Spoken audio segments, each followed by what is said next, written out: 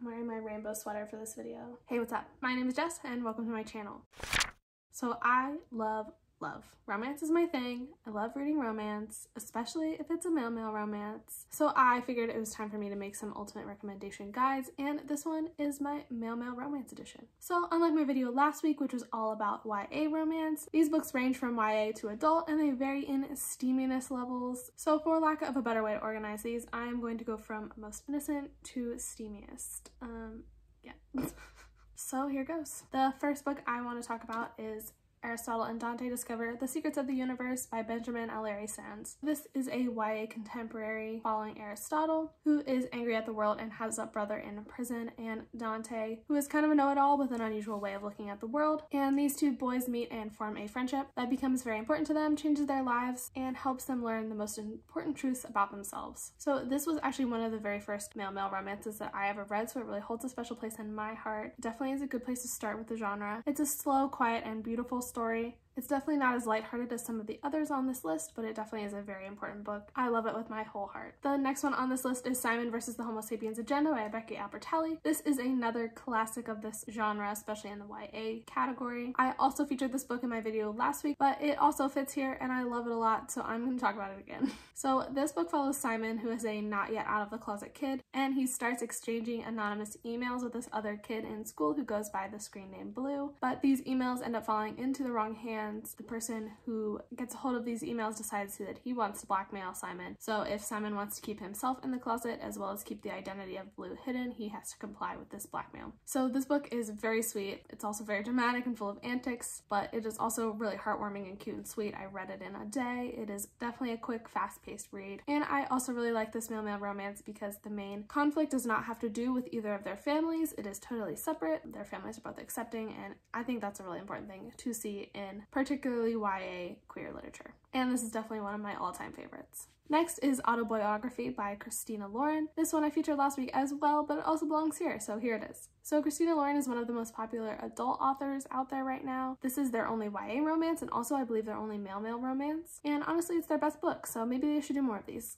But anyway, this book follows Tanner, who after moving from California to Utah for his senior year of high school, ends up back in the closet in order not to create drama for him and his family. But then Tanner finds himself falling in love with Sebastian, who is a devout Mormon and the TA of his writing class. As you can probably tell from the synopsis, this story does get a little bit more intense than some of the other ones on this list because it does deal with religious opinions involving queer people and queer relationships, but that's part of what makes this book so wonderful and so meaningful. It definitely is a great exploration of faith and finding yourself and self-love and how all those things factor into a relationship. I really love this book so much. It is one of those books that feels like it was written just for me, and I hope that you would feel the same way if you read it. I definitely would recommend this one. Next is The Gentleman's Guide to Vice and Virtue by Mackenzie Lee. This is the first non-contemporary on this list. This is actually a YA historical fiction story, and it follows Monty, who is kind of a spoiled wild child of this rich family in England, and he has a penchant for staying out late and getting in trouble and making his dad angry at him.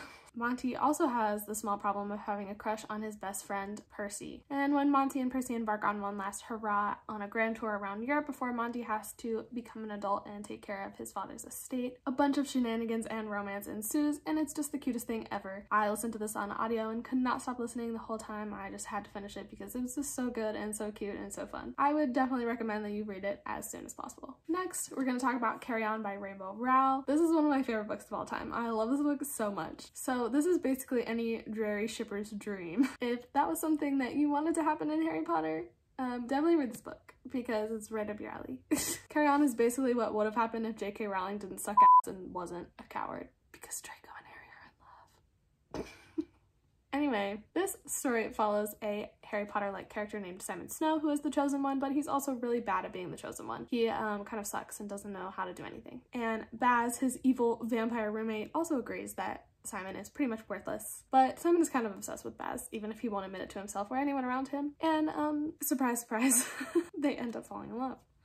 Shocking. So I read this 500-page sucker in one day when I first read it, and I just could not stop. It is so good. The first 100 pages are a little bit slow, but after that it is a wild ride. So definitely check this one out. Again, this one's not contemporary. It's got some fantasy elements in it, so if you don't necessarily like contemporary but want a good male romance, this is a great one. And while I was comparing it to Harry Potter because it does have similar kind of outline and tropes, it's definitely different. It's its own world, it's its own characters. It just has that kind of Harry/Draco-esque ship going on, which is great in my opinion. So definitely read this.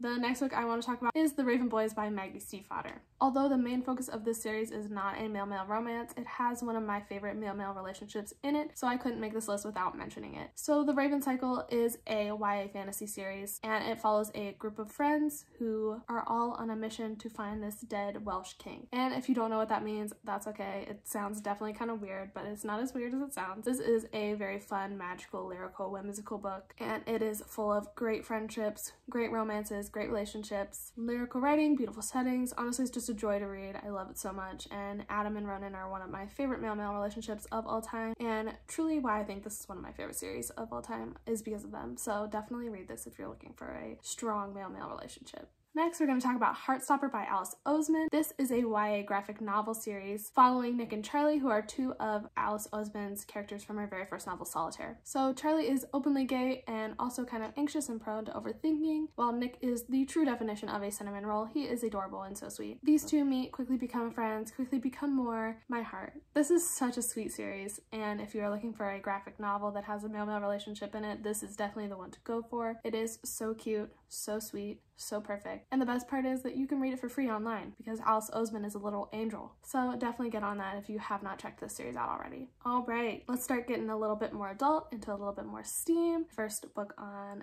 this side of sexy is Red, White, and Royal Blue by Casey McQuiston. So this is an enemies to lovers story between Alex, who is the first son of the President of the United States, and Henry, who's the Prince of Wales. I don't really know what else you need from the synopsis. Like, if you don't want to pick this up and read it immediately, I don't know what I can say that will make you want to. But this is just a hilarious and very witty story. It's full of fun, great banter, and wonderful, heartwarming friendships surrounding the main couple. And honestly, this was my favorite book of 2019. I absolutely loved it so much. It is definitely one of my favorite male-male romances of all time. I know everybody's probably already talked your ear off about this book so far, but that's because it's great. It's so good. Please read it. The next book on this list is Call Me By Your Name by Andre Osman. If you somehow don't already know, Call Me By Your Name is a love story between Elio and Oliver, who are an unlikely pair and meet when Oliver comes to stay with Elio's family as an academic guest. This story is definitely a little bit darker than some of the other ones on this list. It definitely explores kind of all aspects of a relationship, both good and bad. Ending is definitely heartbreaking, so be ready to get wrecked. But this is just truly a beautiful story, and it will stay with you long after you read it. I definitely love it so much. It is one of my favorite books of all time. It is so good, and it also has a beautiful male-male romance in it. So, and last but not least on this list is the book #Junkie by Cambria Herbert. This is definitely quite different than Call Me By Your Name. It's definitely a little bit on the lighter side, and definitely my most steamy recommendation on this list. So if you are not a fan of graphic sex, definitely don't pick this up. Junkie is a friends to lovers romance between these two college buddies, Drew and Trent. Drew is an underground race car driver, and Trent is in his senior year of college and trying to figure out what he wants with his life. Honestly, this is the kind of I live for. I devoured this book and loved it so much. This is a fun, lighthearted read, kind of almost a sports read because of all the race car driving that's going on, but it just has the perfect amount of angst and the will they, won't they, and Drew and Trent are honestly just perfect for each other and balance each other out, and it's just great watching their relationship develop and blossom. Ugh. So sweet. Love this. And this is definitely a good place to go if you grew up reading and loving fan fiction, because this definitely reads like a good fan fiction. And I'm not mad about it, obviously. So that concludes my list of my top 10 favorite male-male romances of all time. I love all of these books on this list and would definitely recommend you check out any of them that sound interesting to you. Once again, they were in order from innocent to steamy, so you can pick your poison. But yeah, thanks so much for watching this video. I really appreciate you being here so much. All relevant links will be down in the description, including links to all the books I talked about here. If you enjoyed, make sure to subscribe and give it a thumbs up. Definitely leave a comment down below telling me what your favorite male-male romance is, because I am always looking for new ones. And thanks again for watching, and I will see you in the next one. Bye.